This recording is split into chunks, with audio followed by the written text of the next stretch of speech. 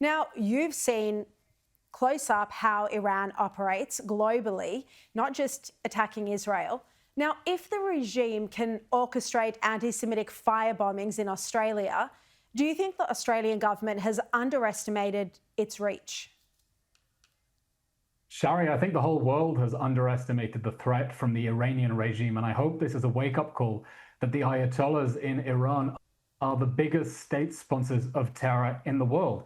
They're a threat not only to Israel, surrounding us with proxy armies and firing ballistic missiles at Israeli families, but to the whole world. Just a few months ago, the British Parliament released a report talking about the persistent and pervasive threat of Iranian subversion. And this is before October 7th. In the year before the October 7th attacks, 15 kidnapping and assassination attempts by the Iranian regime on British soil. And I hope this is a reminder that Australia and Israel are on the same side against the same enemy. These attacks were not just attacks against Australian Jews, they were attacks against Australia. And Australia and the rest of the world need to get real about those attempts by the Iranian regime to sow chaos and violence and terrorism around the world. Israel is fighting a war on 7 fronts, but the 8th front is attacks on Jews around the world. And that means it's attacks on your country, on Australia too. And the leadership needs to wise up about that. I know, it's so true. But it's not just terror attacks. We've also heard increasing evidence about how Iran is sowing discord in the West through rallies, for example, university campuses. Do you think this is also something that needs to be addressed? Absolutely. The Iranian regime is looking not only to sow violence, but discord. It wants to tear Australian society apart. We had 2 attacks here that were non-lethal, thank God. I don't know whether on purpose, but the goal is to sow distrust and disunity within Australian society and to tear apart the fabric of your country. That is what the Iranian regime wants. It hopes that if Western countries are distracted enough with new internal problems, they'll forget about the Iranian regime's attempts to build nuclear weapons. They'll forget about its attempts to dominate the Middle East by arming proxy armies, and they will be able to gain greater and greater dominance in the region. So this is absolutely a threat to Australia because it's an attempt to undermine Australian society. And everyone now needs to be very alert as to the threat of foreign interference and foreign subversion, not only by Iran, by other actors as well, trying to sow discord within Australian society by, in this case, going after the Jews. No, exactly.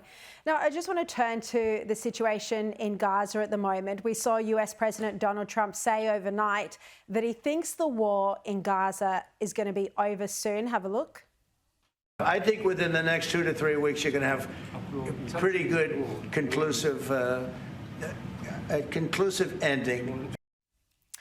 Now, Eylon, I spoke to Netanyahu on Thursday, and he said he was still determined to go into Gaza City, eliminate the terrorists. So isn't the time frame for that longer than a few weeks? Do you think there's a disconnect here? Well, I hope the war can end in 2 to 3 weeks, but it will end in 2 to 3 weeks if Hamas does what the whole world is demanding, which is to free all of the hostages immediately, to lay down its arms and to surrender power. And then the war can end not in 2 to 3 weeks, it can end in 2 to 3 days or even 2 to 3 hours. This is a war that Hamas began, and it's a war that Hamas can end immediately. But I think the Prime Minister wants to end this war, but end this war in a way that makes sure that all the hostages are home and that Hamas cannot restart this war again and again as it has been threatening to do. So all world leaders who want to end this war, this isn't the time to throw Hamas a lifeline. It's time to pile on international pressure to make its leaders understand it's game over. They're never going back to governing the Gaza Strip. They have to free all of the hostages immediately, lay down their arms, and this horrible war that they started nearly 2 years ago can finally end. Yeah. Eylon, there was also this tragic accident overnight where a hospital was bombed accidentally by Israel. Journalists and medical staff were killed. What do we know about how this happened? It's still unclear what exactly happened there. The Prime Minister has said that this was a tragic mishap. So what happened yesterday was not supposed to happen, and the army is investigating it. And I have full confidence that if the army finds that people acted in deviation from their orders, they will be held accountable. That has happened before when the IDF has found that soldiers acted not in accordance with their orders.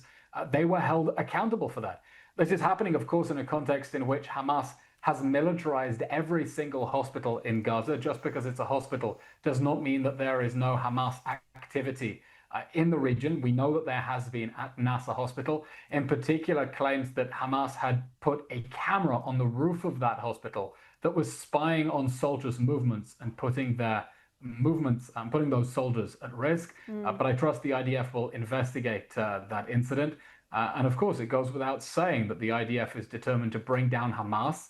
And this is a war against Hamas terrorists, not the people of Gaza, whom Hamas is hiding behind. No, exactly. And Hamas has, of course, been refusing to accept the ceasefire proposal since May. All right, Eylon, always great to have you on the show. Appreciate it.